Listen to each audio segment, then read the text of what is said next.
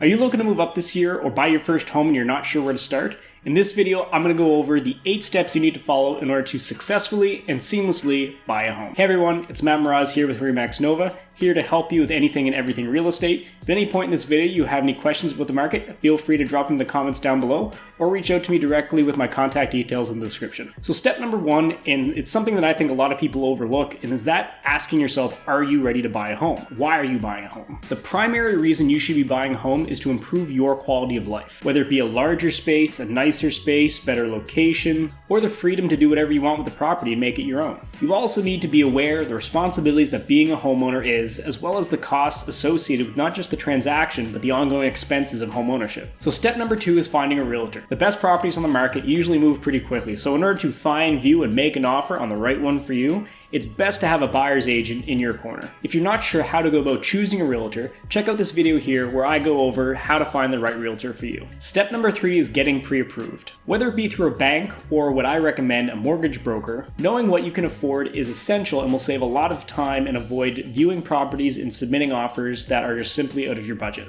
Step number 4, and that is make a wish list. This list should include your must-haves, your like-to-haves, and your deal breakers. This will let your realtor know what properties to send you and what properties to show, as well as give you feedback on any listings that you send to them. There are 2 things to keep in mind with this list. The first is that it's almost impossible to find the perfect home, and know that not everything on your list will be met. The other is that as you start to view properties, it's okay if this list changes and evolves as you start to get a feel for what you actually want in a home. Step number 5 is the longest and most fun part of the process, which is viewing properties and making offers. With the criteria set on your wish list, your realtor will start sending you listings that match your criteria, and you can choose to go view the home and potentially make an offer on the best ones that you find. Now, if you've been paying attention to any real estate news over the last few years, you'll know that we are currently in what's referred to as a seller's market. This term just refers to the amount of inventory on the market. If there is less than 4 months of inventory available at any given time, that's considered a seller's market.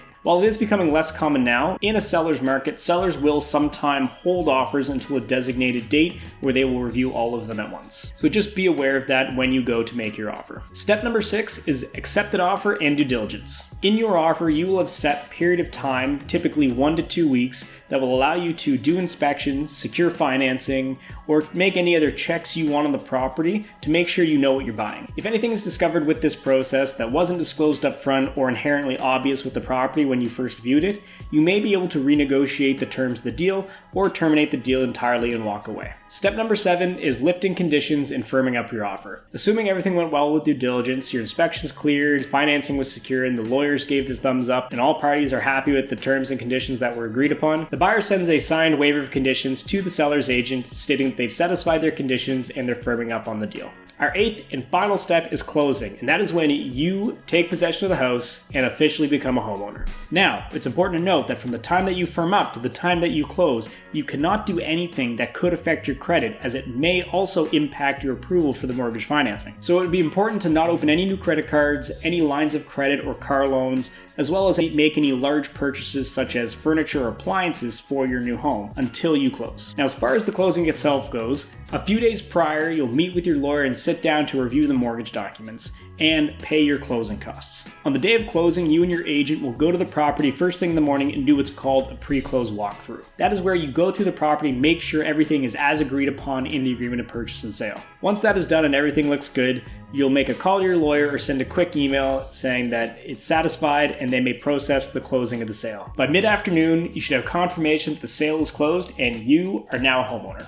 That's all I have for you in this video today. I hope you're ready to go out and start your home buying journey. And if you got some value from this video, please give it a thumbs up. I really appreciate the support. And if you're interested in buying or selling real estate in Halifax, or have any questions about the market, feel free to give me a call or an email, or you can visit my website in the description below to view the latest listings. Be sure to check out my next video here, and I'll see you on the next one.